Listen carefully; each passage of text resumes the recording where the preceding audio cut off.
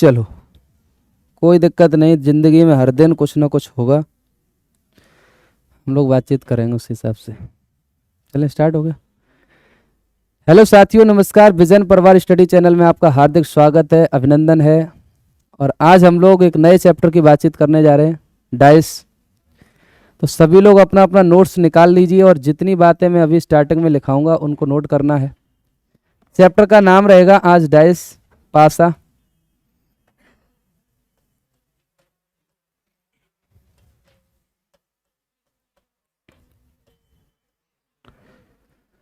सबसे पहली बात तो यह है कि पासा किसको कहना चाहिए। पासा किसे कहोगे आप लोग बताइए। पासा क्या है ये बात आपको मालूम होगी। घन अथवा घनाभ के रूप में ही इसको देखने को मिलता है। यानी पासा के बारे में आपको इतनी सी बात जानने की जरूरत है कि पासा एक प्रकार का क्या होता है, घन अथवा घनाभ है। तो लिख लो, एक लाइन लिख लो। आप सभी लोग स्टार्टिंग कर रहे हैं इसलिए लिख लीजिए। लिखेंगे, एक ऐसी आकृति, एक ऐसी आकृति जो घन या घनाभ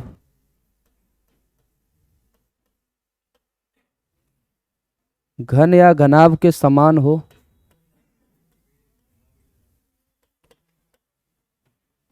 क्या कहलाएगी, पासा।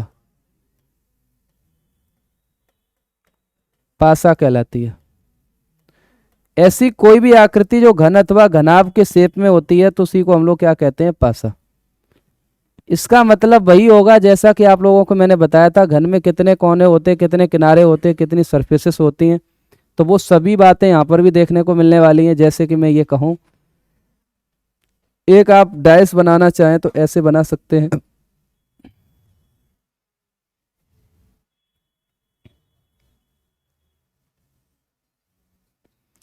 जैसे ये मान लीजिए आपका घन है।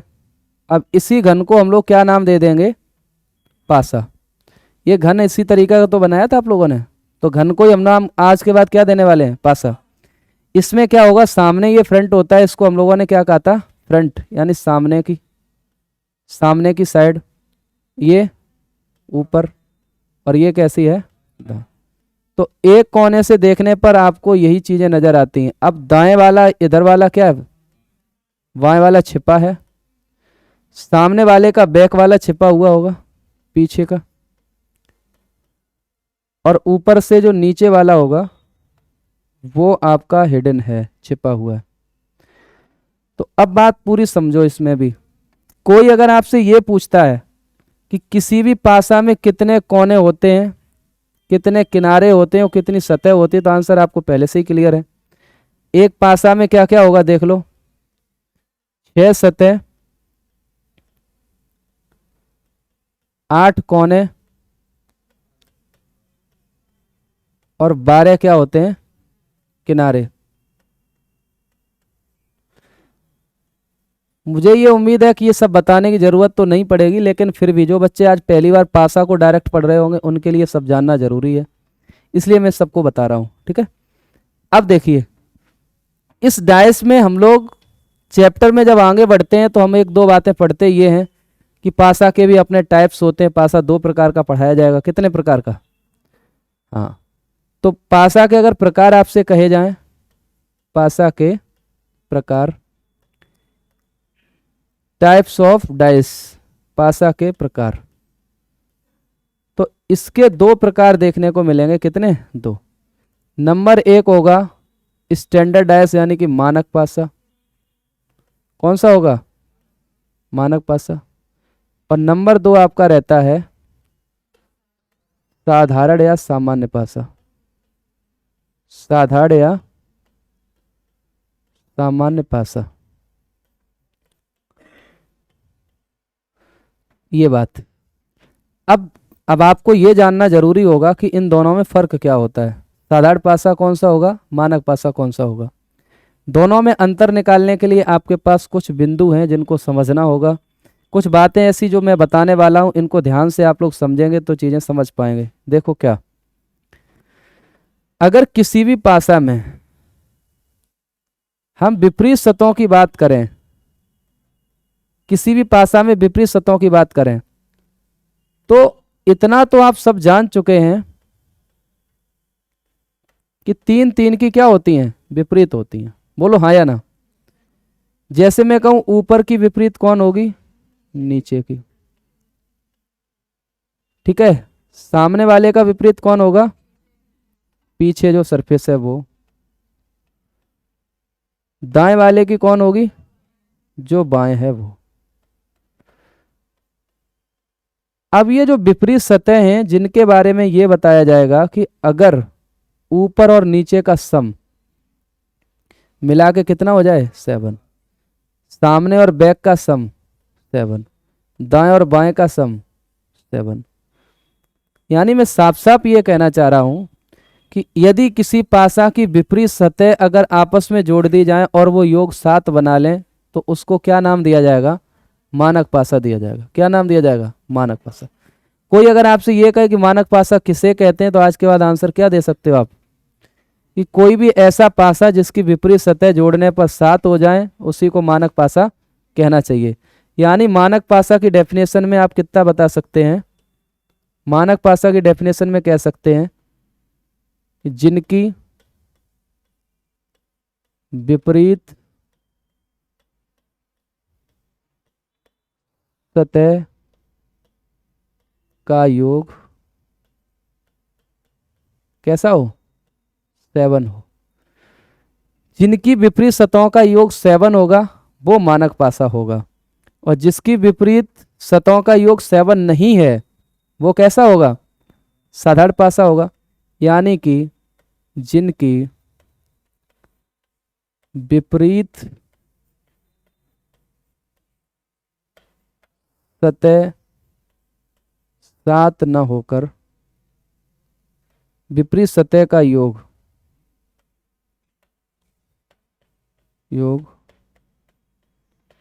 7 न होकर किसी पड़ोसी सतह का योग 7 हो, किसी पड़ोसी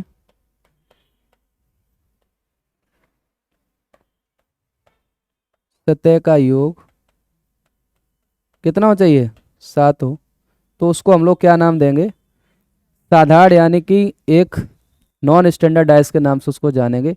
जनरल डाइस कह सकते हैं, नॉर्मल डाइस कह सकते हैं। ये बात आपको समझनी है। ऐसा कभी नहीं होता कि पड़ोसी सतह सभी 7 अगर बनेंगी तभी ऐसा होगा, नहीं। कोई भी 2 पड़ोसी सतह अगर 7 सम अगर बना रही है तो वो कैसा बन जाएगा, नहीं, पड़ोसी नॉन स्टैंडर्ड। जैसे ये सामने से दिख रहा है, सामने की फ्रंट पर अगर मैंने कहा यहाँ 3 लिखा हुआ है, कितना, और यहाँ कितना लिख दूं मैं, अब ये पक्का हो गया कि 3 और 4 जो पड़ोसी सतह हैं वो कितना हो रही हैं, 7। अब ये मानक नहीं हो सकता, इतना ध्यान रखना। पड़ोसी सतहों का योग 7 होने के बाद मानक होने की संभावनाएं खत्म हो जाती हैं। तो ये बात आपको याद रहेगी। तो दोनों प्रकार के जो पासे हैं इनके बारे में आप बहुत हद तक जानकारी अपने द्वारा जो रखेंगे उससे सवाल लगा सकते हैं। अब एक बात आगे की और समझिएगा क्या है। जैसे मैंने इसमें एक बात आपको बता रखी कि 8 कोने होते हैं, और आपने ये वाला जो व्यू है वो एक कोने से देखा था जिसमें ये 3 सतह आपको नजर आ रही थी। टोटल कितने कोने होते हैं, 8। इसका मतलब एक डाइस के कितने व्यू हो सकते हैं, 8 व्यू हो सकते हैं। यानी हमारे पास जब प्रश्न ये आता है कि एक ही पासे के 3 4 5 व्यूज दे दिए जाते हैं और फिर पूछा जाता है कि सवाल का जवाब दो, तो वहाँ एक बात ये कन्फर्म होती है कि वो पासा 5 या 4 नहीं होते हैं, बल्कि वो एक ही पासे के क्या होते हैं, व्यूज होते हैं 4 या 5। हम लोग गलती क्या कर रहे होते हैं, अब बच्चे प्रश्न पूछते तो कहते सर 5 पासे का सवाल आया था। 5 पासे का कोई सवाल आएगा नहीं। 4 पासे का कोई सवाल आता है नहीं। सवाल आएगा एक ही पासे का, पर एक ही पासे की वो सारे क्या होते हैं, व्यूज होते हैं। यानी कि जब उसको हम अलग अलग कोने से देखेंगे तो अलग अलग हमको नंबर दिखाई देने लगते हैं, और वही नंबर से आपको अलग अलग दिखाए जाते हैं। और इस तरीके से आप कह पाते हो कि हमें सवाल जो दिया गया था वो 4 या 5 पासे का दिया गया था। पर मैं एक बात आपसे जरूर कहूँगा, जितने ज़्यादा व्यूज़ आपके पास होते सवाल उतना ही आसान हो जाता है, और आप लोग उसको उल्टा समझते हैं। 5 6 देखोगे, कहोगे अरे सवाल इतना बड़ा है सर, उसमें कहाँ से कैसे करते, कठिन समझ करके आप छोड़ते हैं। पर मैं आज के बाद बता रहा हूँ, जितने ज़्यादा व्यूज़ होंगे सवाल उतना ही आसान होगा, आराम से उसको किया जा सकता है। ये बात आपको याद रखनी है। अब आगे बढ़ेंगे तो कुछ बातें और भी जाननी है। अभी मैंने जो पासा आपको दिखाया था ये बंद है, इसको हम खोल के जब देखेंगे तो स्थिति क्या बनती है उसको भी समझते हैं एक बार। ठीक है, चलिए खुले पासे की बात करते हैं। खुला पासा, ओपन डाइस।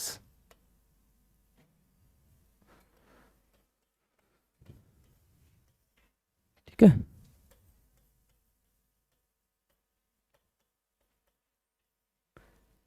इस ओपन डाइस की बात करने वाले हैं, इसको भी देख लीजिए। जैसे एक पासा अगर आपके पास ऐसा है, जिसको आपने खोलकर देखा इस तरीके से, ऐसी फिगर आप लोगों ने वहां भी पढ़ी थी क्यू में, बोलो हाँ या ना। जब क्यू की शेप में ही पासा होता है तो आप ऐसा यहाँ पर भी देखेंगे, कोई इसमें बुराई की तो बात है नहीं, कोई दिक्कत नहीं। अब पूरी कहानी को समझते हैं। देखिए ये सरफेस जो होती है इसको हम लोग इधर लाइकली या इसको लाइक कर लेते हैं, यानी मान लेते हैं इस तरफ। मानते हैं कि नहीं बताओ? इसको कैसा मानते हैं? काल्पनिक रूप में, काल्पनिक रूप में इधर मान लेते हैं। कल्पना कर लेते हैं कि ये वाली सरफेस इसके साथ जुड़ी हुई है, क्योंकि आपको मैंने ये सब कुछ बताया है। दो कॉलम अगर छोड़ के कोई सरफेस होगी तो वो पड़ोसी बनती है, नॉट विपरीत। अब आप सुनिए ध्यान से, दूसरी बात क्या है। मैं पीछे जो समझा रहा था वो ये समझाने की कोशिश में था कि मान लो इस सरफेस पर 2 लिखा हो तो यहाँ कितना होना चाहिए? 5। अगर इस पर 4 है तो यहाँ कितना होगा? अगर यहाँ मान लीजिए 1 है तो यहाँ कितना होगा? अब जितनी विपरीत सतह हैं आपको दिख रहा, सभी विपरीत सतह का योग कितना हो रहा है? इसका मतलब ये किसकी स्थिति बन रही है? स्टैंडर्डाइज की बन रही है, यानी इसको हम मानक पासा कहें तो बुराई की कोई बात नहीं है। ये मानक पासा है, इसको आप ऐसे समझ सकते हैं, बोलो हाँ या ना। जो नंबर इस तरफ दिखा रहे थे वो नंबर यहाँ दिखाया जा सकता था, ये बात आपको पहले से जानकारी में है। तो खुले पासे की हमको जरूरत पड़ेगी तो हम उस पर भी काम कर रहे होंगे। फिलहाल आपको बस जानना था कि खुला पासा अगर होगा। अब वहीं देखो, कोई अगर ऐसा खुला हुआ पासा होता, जैसे मैं ये दिखा दूं,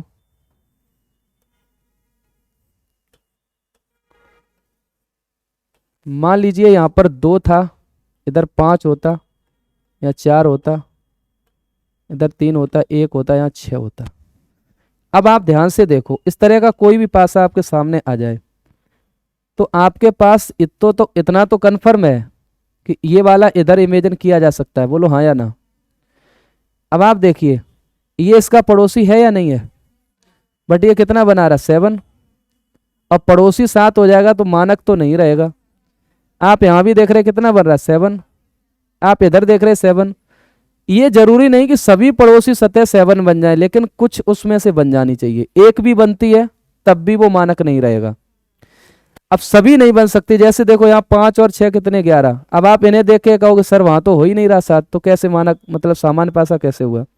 तो सभी सतह 7 नहीं हो सकती पड़ोसी, बट कुछ ना कुछ जरूर होंगे, 1 से 2 आपको देखने को मिल जाएंगे। तो जैसे यहाँ पर ये हुआ, इसके साथ ये, इसके साथ ये, तो इसको हम किस नाम से जानेंगे अब? साधारण पासा के नाम से या सामान्य पासा। अब ओपन पर भी आप बात समझ गए हैं और क्लोज पर भी समझ रहे हैं, यहां पर भी आप समझ रहे हैं, बोलो हाँ या ना। यहां से हम लोग आगे बढ़े, कोई दिक्कत? बोलिए। इसके बाद अगर हम बातचीत करें तो हम ये कह सकते हैं कि इसमें किस किस टाइप के प्रश्न आ सकते हैं, वो चीज समझने वाली होगी। तो देखिए, पासा से रिलेटेड कुछ सवाल आपके सामने आते हैं, जिनको हम 3 टाइप से या 3 कैटेगरी में फिलहाल में बांटने जा रहे हैं। यानी टाइप्स ऑफ क्वेश्चंस की बात करेंगे अगर हम लोग, टाइप्स ऑफ क्वेश्चंस,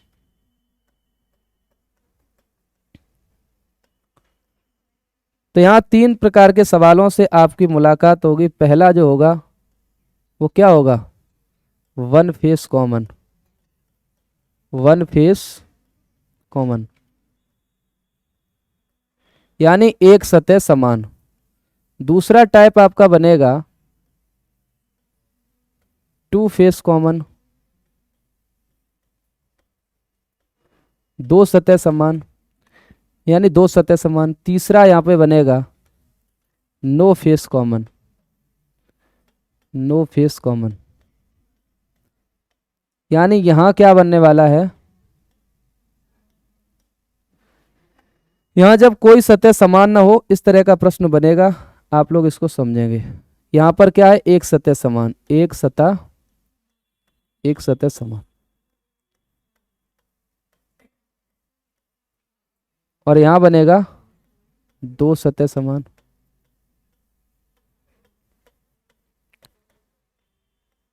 और यहां बनेगा कोई सतह समान नहीं, कोई सतह समान नहीं।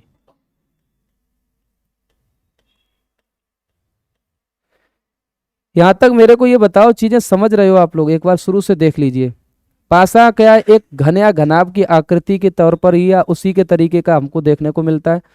इस पासा के मैंने आपको बताया कि दो तरीके के इसके टाइप्स होते हैं। पहला टाइप जिसकी विपरीत सतहों का योग 7 होना चाहिए तो वो मानक पासा होगा, और जिसमें 7 नहीं हो सकता, पड़ोसी किसी सतह का योग 7 है, तो वो साधारण पासा के नाम से जाना जा रहा है। आपको मैंने कुछ फिगर दिखा रखे थे, जैसे ये चित्र था, इसमें आपने कई सारे सरफेसेस के बारे में जानकारी ले ली, बाएं का दाएं, ऊपर का नीचे, सामने का बैक। इसके बाद किनारे 12 हैं, ये सब आप जानते हैं, बोलो हाँ या ना। ओपन में आप जाते हो तो ओपन में भी आप समझ रहे थे कि मानक पासा कौन सा होगा और साधारण पासा कौन सा होगा, इसको भी आपने समझा ढंग से। इसके बाद बात आ जाती है कि हमको कितने टाइप से क्वेश्चंस पूछे जा सकते हैं। तो यहाँ से टाइप जो है ना, शुरुआती टाइम पर या शुरुआती समय में जो हम आपको टाइप दिखा रहे हैं वो ये 3 है। फिर इसके बाद ओपन करके भी हम कई सारे सवाल पढ़ने वाले हैं, लेकिन स्टार्टिंग में आपको इस तरह के सवालों से गुजरना पड़ेगा। तो फर्स्ट फेस कॉमन के हम सवाल अब उठा ले रहे हैं, ठीक है। एक सवाल हम आपको दे रहे हैं, उसकी भाषा आप समझ लो, देन आपको धीरे धीरे आगे बढ़ाया जाएगा। पहला सवाल नोट करिएगा,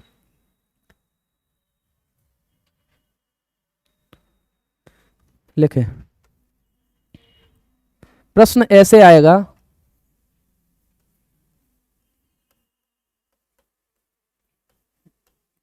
एक पासा की निम्न दो स्थितियां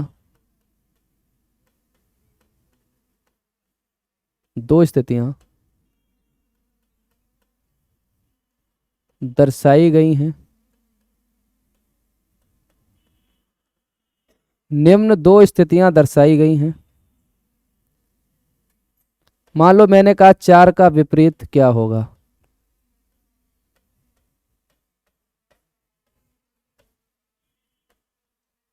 एक सवाल ही आपसे बनता है, पर हम आपको कई सारी बातें एक साथ बताने वाले हैं। अभी आपके सामने मैंने अभी कोई भी किसी तरह का डाइस नहीं बनाया, अब मैं बना रहा हूं, देख लो।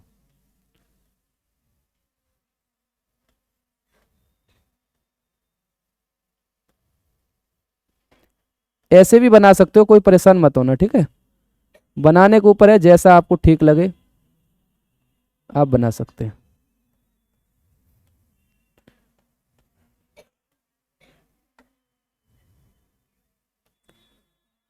एक पासा की ये दो स्थितियां आपके सामने हम दिखाने जा रहे हैं।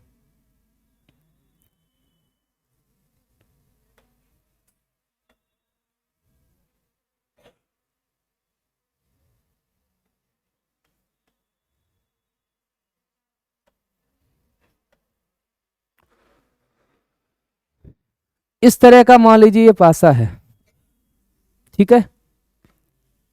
अब इसमें क्या करना है, सभी लोग पहले ये समझेंगे, सबसे पहले कि इसको सॉल्यूशन में कैसे बदला जाए। तो पता है सॉल्यूशन को करने का तरीका क्या होता है। आपको वन फेस कॉमन नजर आ रही होगी, और जो फेस आपको कॉमन नजर आ रही है वहीं पर आप अपना पेन रखिए, और पेन रखने के बाद आप क्लॉकवाइज घूम जाइए। तो यहां बताओ इन दोनों में कॉमन डिजिट कौन सी है, 2। तो मैंने पेन रखा, यहां से कैसा घूम रहा हूं, यहां से भी कैसा घूम जाऊं, क्लॉकवाइज। तो एक वाले में अगर आप देखेंगे क्लॉकवाइज घूमते हुए तो 2 मिलेगा, फिर 3 मिलेगा, फिर 5 मिलेगा। यहां से ढूंढने की बात करोगे 2 मिलेगा, 6 मिलेगा, 4 मिलेगा। अब जो नंबर आपको दिखा नहीं है वो कौन सा है, 1। देखिए एक पासा की 6 सतह होती है तो उस पर नंबर भी 6 ही हो सकते हैं, इससे ज़्यादा नहीं हो सकते। हम आपको ये बात बार बार बता रहा हूँ कि व्यू एक से ज़्यादा हो, 2 4 6, इसका मतलब ऐसा नहीं कि सतह बढ़ जाएंगी। सतह टोटल कितनी रहेंगी? 6 ही। यानी टोटल आपको 6 कलर होंगे, 6 डिजिट हो सकते, 6 लेटर हो सकते, 6 सिंबल हो सकते, उन्हीं से सवाल को कंप्लीट कर रहा होगा वो। अब बताइए यहाँ अगर हम आपसे ये कहें कि विपरीत बताओ, तो विपरीत निकालने का बहुत सरल तरीका आपके सामने है। विपरीत सतह, अब देखिए विपरीत सतह कैसे बताई जाती है। 2 का विपरीत 1 होगा, 1 का विपरीत 2, 3 का विपरीत 6, 6 का विपरीत 5 का विपरीत 4, 4 का विपरीत 5, ऐसे भी कह सकते हैं। ठीक है, यहाँ ये मामला है, जैसे ही आप 1 और 2 की स्थितियां जो दे रखी थी उनको इस तरीके से लिखते हैं, एक दूसरे के ऊपर लिखना, 2 3 5, फिर उसके नीचे 2 6 4 और 2 का बाद, मतलब ऐसा तो आप जानते ही हो कि एक डायस में कोई ऐसी 2 सतह नहीं हो सकती जहां सेम नंबर मिल जाए आपको, अलग अलग नंबर है। तो यहाँ 2 2 आ रहे थे, 2 2 तो नहीं होगा, जो शेष बचा वही होगा फिर। तो इसका मतलब था 2 का विपरीत 1, 3 का 6, 5 का 4। अब 1 का 2, 6 का 3 और 4 का 5। मेरे पास सवाल था 4 का विपरीत बताना है, तो आपका आंसर क्या हो जाता? ये आपका आंसर होता। कितना आसान सवाल है, आप लोग खुद बताइए, इसमें कुछ कठिन नहीं है। बोलो तो नोट करके क्या लिखने वाली बात है यहाँ, तो लिखेंगे यहाँ नोट में कि ऐसे प्रश्नों को हल करते समय, ऐसे प्रश्नों को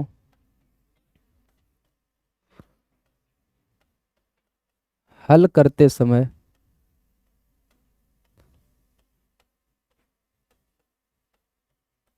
कॉमन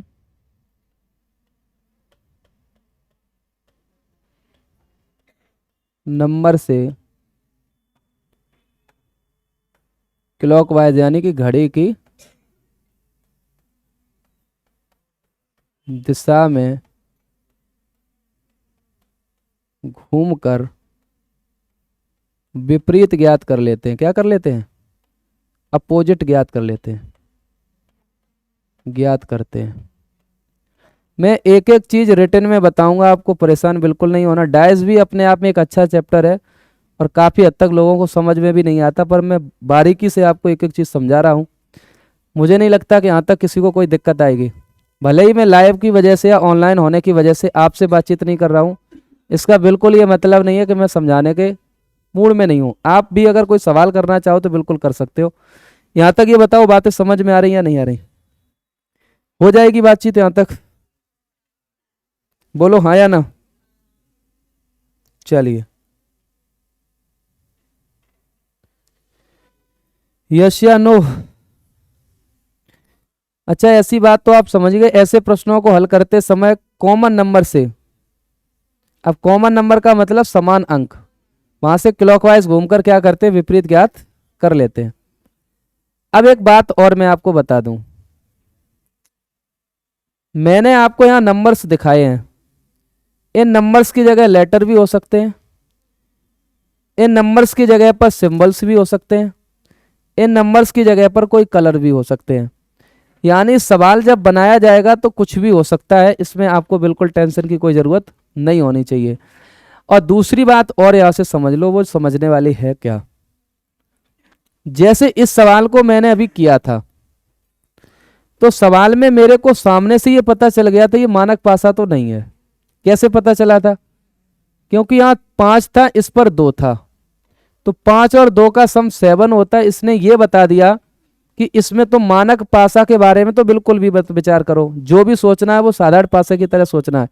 अगर मान लो मानक पासा होता तो मानक पासा में तो हर एक का विपरीत पहले से फिक्स है। भाई विपरीत का सम 7 होने का तात्पर्य क्या होगा कि 1 का विपरीत 6 होगा, 2 का विपरीत 5 होगा और 3 का विपरीत 4 होगा, 4 का विपरीत 3 होगा, 5 का विपरीत और 1 का विपरीत 6 का विपरीत। तो वहां तो इस तरह के कोई कॉन्सेप्ट की जरूरत ही नहीं होती है। ये बात सब लोग मानते या नहीं मानते? अगर मान लो 1%, मैं थोड़ा सा आपके सामने एक सवाल देता हूं, एक सवाल में देता हूं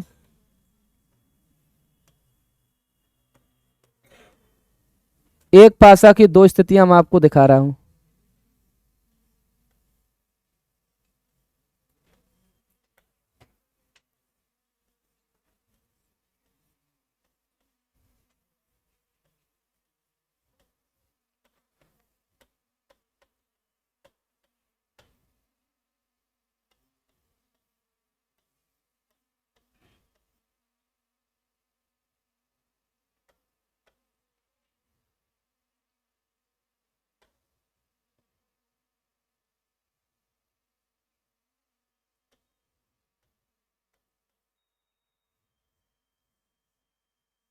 मटर जा भाई।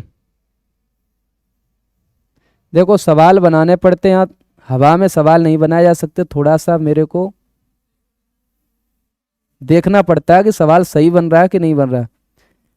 कुछ सवाल हैं जो कि हवा में लिखा दिए जहाँ चल जाएगा काम, लेकिन सवाल को चेक करना भी यहाँ पड़ेगा।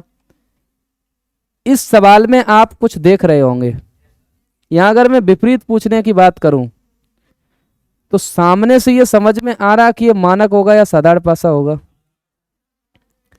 साधारण होगा। देखो साधारण पासा आपको इसलिए नजर नहीं आ रहा होगा क्योंकि अभी जो सरफेस आप देख पा रहे हो किसी में भी 7 का सम नजर नहीं आ रहा।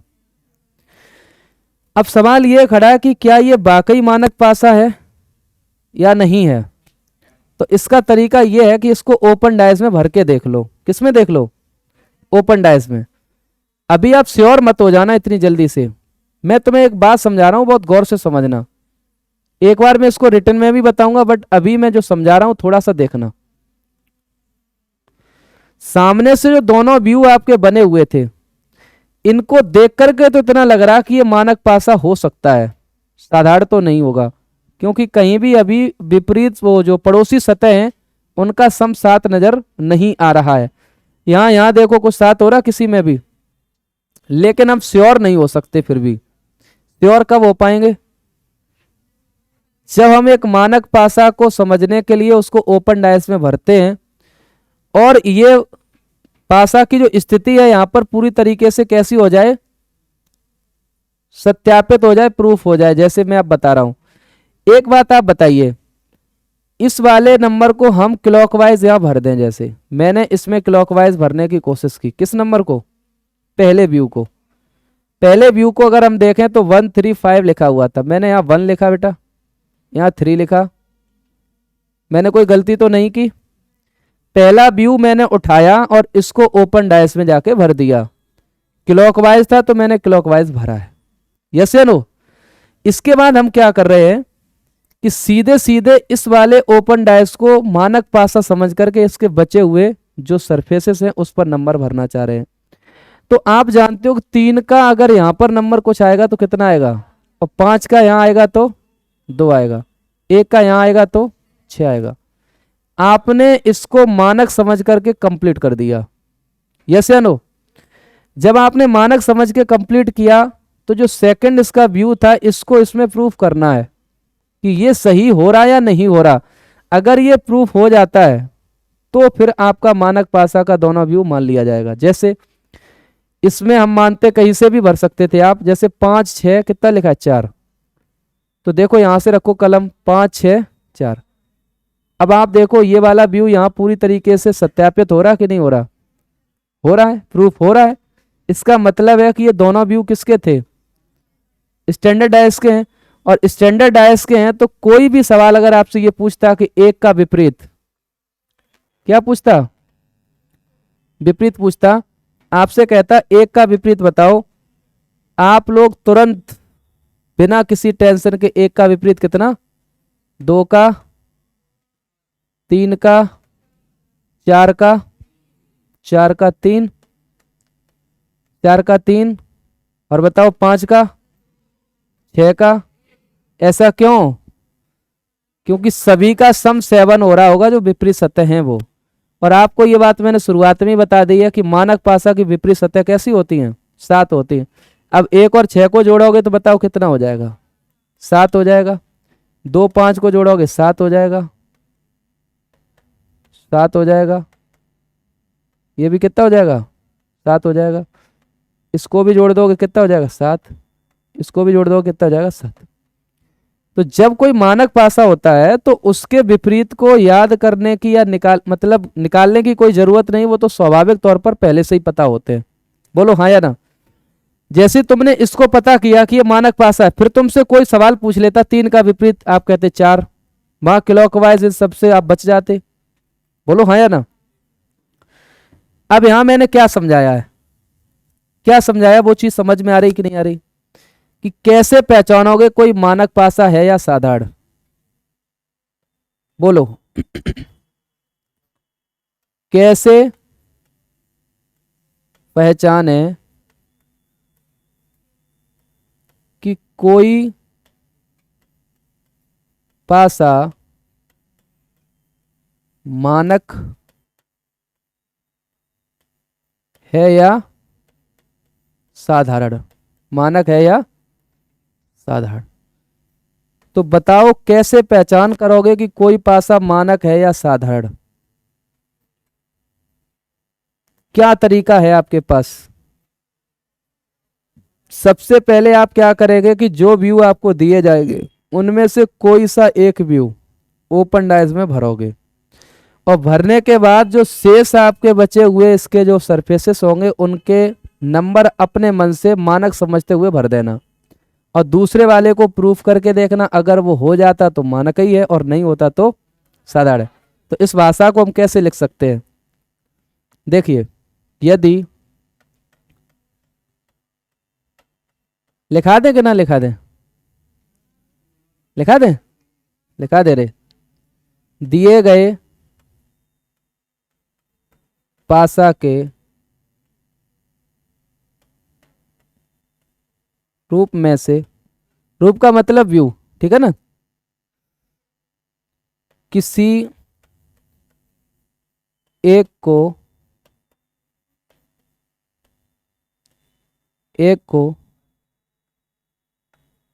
क्लॉकवाइज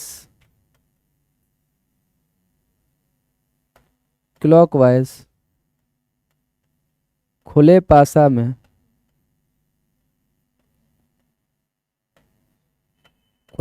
में भरते हैं। देखिए दिए गए जो व्यूज हैं उनमें से किसी एक को खुले पासा में भरते हैं, और वो भी कैसे भरना है, हाँ, किसी एक को क्लॉकवाइज खुले पासा में भरते हैं। तो आपने देखा बहुत से क्लॉकवाइज तुमने यहां पर भरा था, शेष, अच्छा भी रुक जाओ, पासा में भरते हैं, शेष सतह को मानक समझकर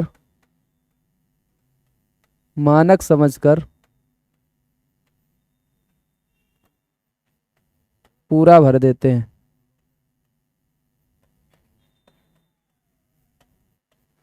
उसके बाद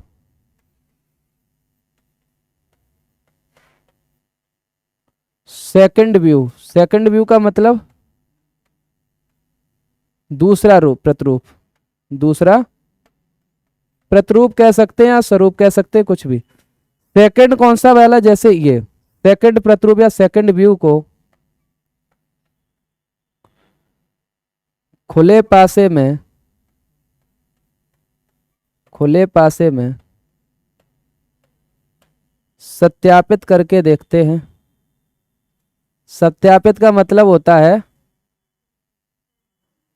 प्रूफ करना।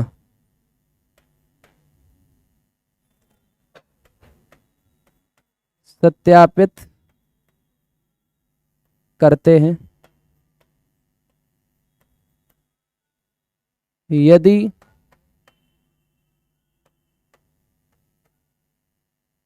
यदि सत्यापित होता है,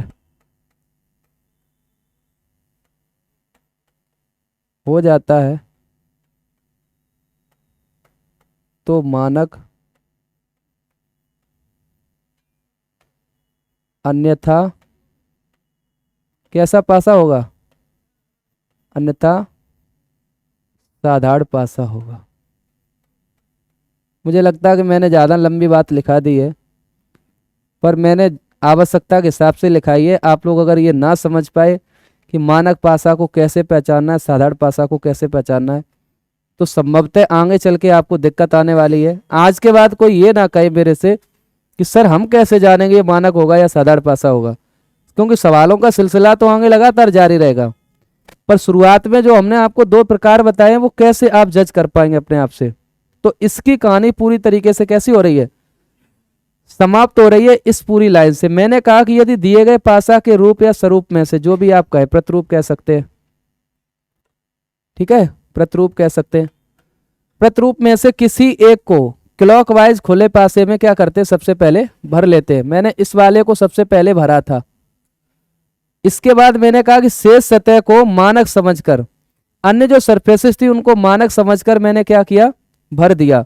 उसके बाद क्या किया, सेकंड व्यू को यानी इस वाले व्यू को खुले पासे में सत्यापित किया। सत्यापित का मतलब प्रूफ करना, यानी चेक करना, जांचना भी कह सकते हैं। क्या कह सकते हैं, जांचना, चेक करना। चेक करते हैं, यदि चेक होने पर वो सही साबित हो या सत्यापित होता है तो वो मानक बनेगा, अन्यथा वो कैसा होगा। यानी अगर ये प्रूफ करने पर सही साबित नहीं होता, जैसे 5 6 4 था या 5 6 4 ना होता, तो हम इसको कौन सा नाम देते, फिर साधारण पासा देते।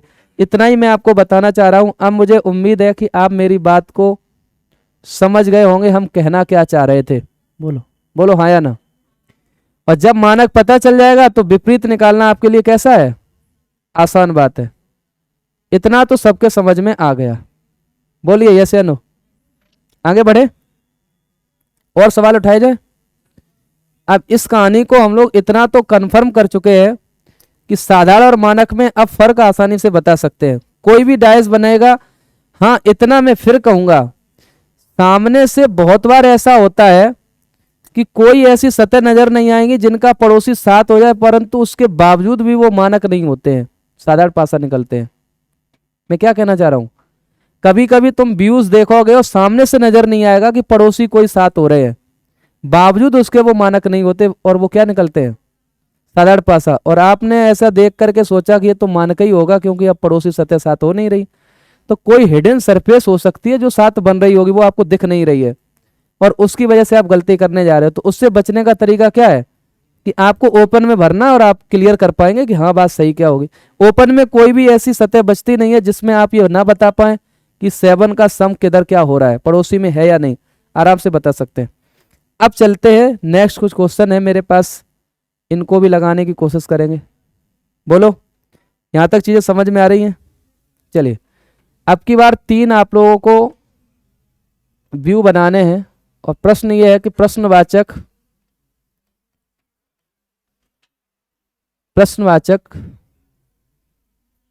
के स्थान पर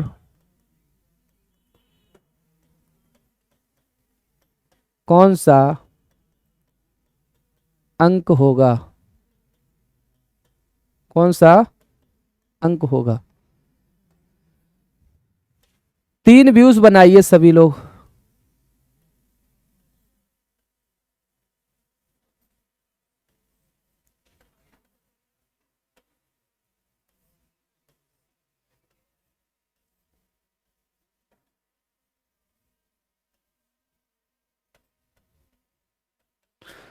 देखो डायस का सवाल मैं फिर एक बार कह रहा हूं, अपने मन से बना नहीं सकते हो जब तक आपको पूरी तरीके से इसके कॉन्सेप्ट पता ना हो। बोलो हाँ या ना।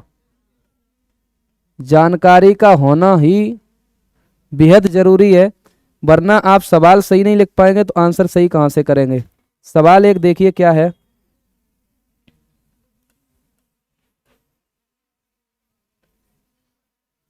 चार छः तीन, 4 6 3, ये 4 हैं, ये 6 हैं और ये 3। इसके बाद है 4 2 5।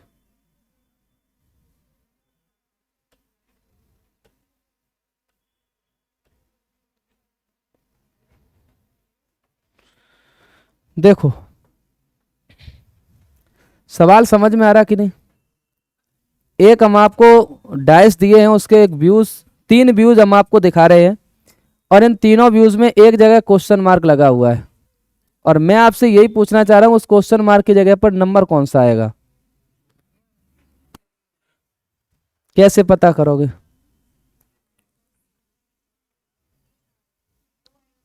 दो आएगा, और कोई बताना चाहेगा? राघव, वर्षा, तृप्ति, आप लोग बताओ, कुछ है आंसर? दो, सबका दो आ रहा। अगर मैं ये कहूं दो गलत है तो कौन सा आंसर होगा फिर? 8 कहां से आ रहा है रे? एक, वन, वन ना। और अगर मैं ये कह दूं कि वन भी गलत है तो आंसर क्या होगा? तो 3 आ जाएगा।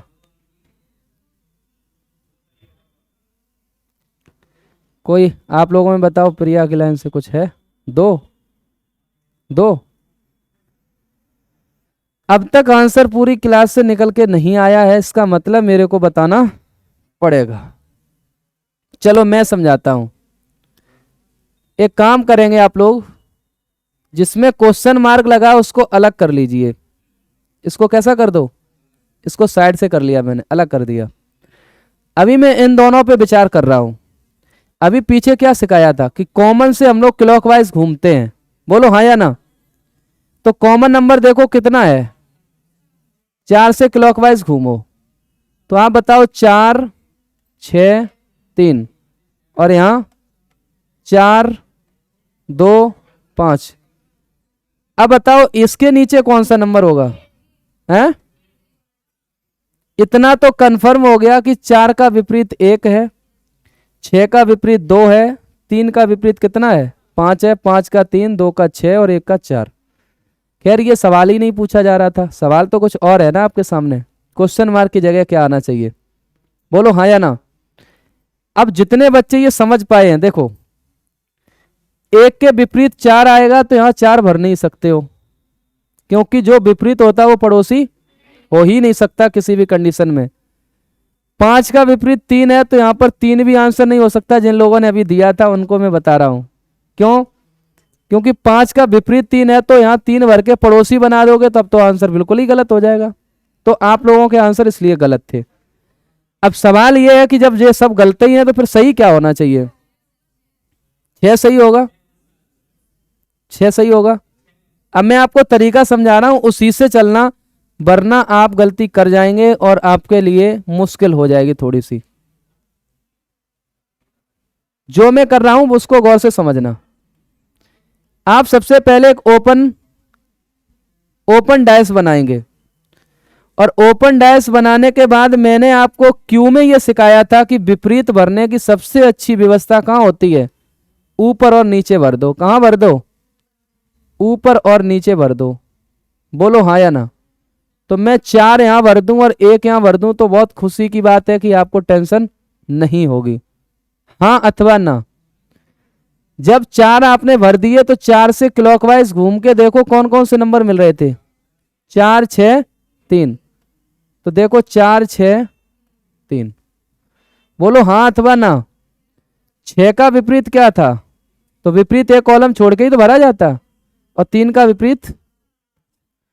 अब आप ये तो कह ही सकते कि सर मैंने पूरा जो था ना, जो आपका पासा था वो ओपन करके भर लिया है, इसमें कोई टेंशन नहीं, यहां तक सब लोग पहुंच रहे हैं। ओपन करके भरने में किसी को कोई दिक्कत, कोई तकलीफ नहीं। जब आप ऐसा कर ले जाएं, फिर इस वाले को क्या करो, क्लॉकवाइज करके आपको पहचानना है। जैसे यहां से पेन रखो तो आपको 5, 1 और क्वेश्चन मार्क ढूंढना है, कहां पहुंच रहा है ये क्लॉकवाइज। तो 5 यहां पर है, बोलो 1 यहां है। अब ये वाला इधर होता कि नहीं बताओ? आपने ये तो सीख ही रखा है। तो 5, 1 क्वेश्चन मार्क किस में जा रहा? 5, 1 question mark, 5, 1 question mark. Question mark किसको दिखाना चाह रहा? 6 को। यानी कि सही आंसर क्या था क्वेश्चन मार्क की जगह? स्टेप समझो पूरे सवाल के क्या है। बिना इसके इस तरीके से किए एकदम हवा में आंसर नहीं दिया जा सकता, समझना तो पड़ेगा ही। आया समझ में कि नहीं? क्लियर हो रहा सबको? वही नहीं समझ में आ रहा, क्या करना पड़ेगा? सबसे पहला काम यह है कि तुम इनकी दोनों की मदद से यहां पर विपरीत ज्ञात कर लो, और इनके विपरीत की मदद से एक ओपन डैश भर लो।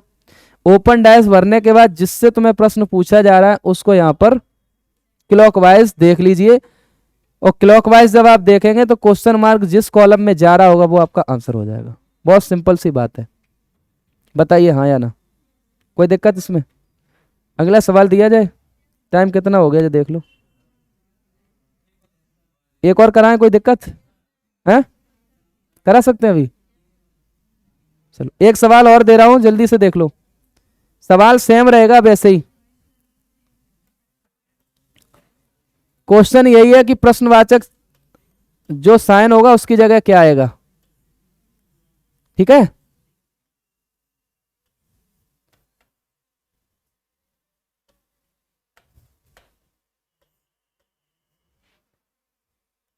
क्यों? कोई वैसा तो नहीं है और अलग तरीके का डिजाइन बनाना चाहता हो? ये वाली सही लग रही होगी ना, इसको बनाना थोड़ा आसान है ना। तुम डिजाइन डिजाइन सीख रहे हो कि सर ये कहाँ से बना दिए।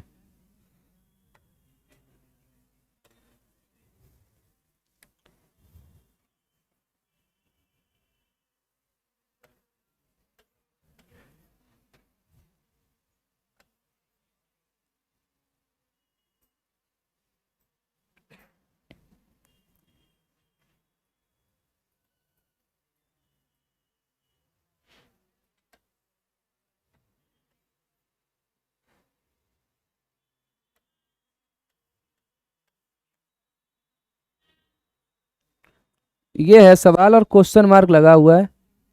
इस क्वेश्चन मार्क की जगह पर लेटर कौन सा आएगा इस पर? देख लो देख लो।